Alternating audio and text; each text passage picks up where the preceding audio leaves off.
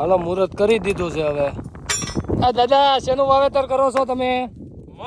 મગ નું ઠેક નથી કરી લીધું. હાલો કરી નાખો, સીપણ વધારી નાખો. હા વાહ ભાઈ વાહ, તમારા નસીબમાં ઘર ગળ્યું નીકળો. વાહ ભાઈ વાહ, આખે આખું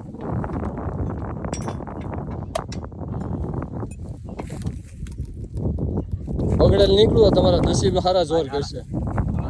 હા નસીબ તમારા હારા જોર કરશે ને મગે આ વખતે એવા થાય કે વાત જવા દો. અરે બગડેલ નારિયેલ તો સુકાન ગણાય, બાઇક ચડીને જ નીકળે. નકર તો બધા નારિયેળમાં પાણી જ હોય ને. ટ્રેક્ટરના ડ્રાઈવર છે કે ખટારાના ડ્રાઈવર ખબર નથી પડતી. હાલો ઊભા થઈ જાઓ, આપણે જરાક જોઈ લઈ. એટલે આને તો પેટી બંધ કરી દીધી એ પણ.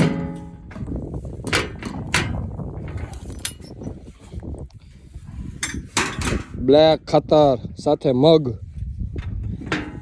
ભેગું 12-12 ને 12-32 હોળ, 12-32 હોળ ને તો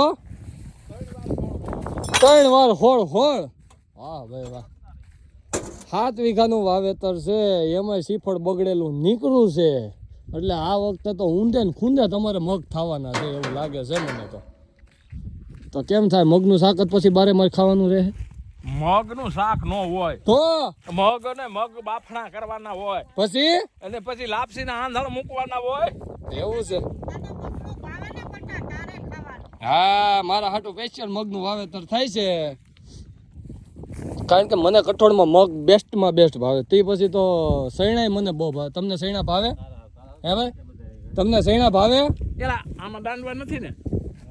આમાં એ નથી કરવું, પેલા હું પૂછું એનું કયો ને ભાઈ. હે સૈણા તમને ભાવે? સૈણા ઘોડા ખાય. હા હું કહેતો નહોતા માનતા. તમે કયો ને પેલા જ નો કયો. હા તમે પેલા જ કઈ કયો નહીં. હું શું કહું છું, હા આમાં નો હાલે ને. જો એ હું કહેતો તમે મારું માનો નહીં ને એટલે. હવે પાછું ઠલવવાનું. હા તો આમ તડકાની નકરી મહેનત જ કરી છે. આમને સૈણા પાકી ગયા બાજુવાળાઓને. અમારે કેદી મગ પાક છે હવે, હજી તો વાવ્યા પેલા તો.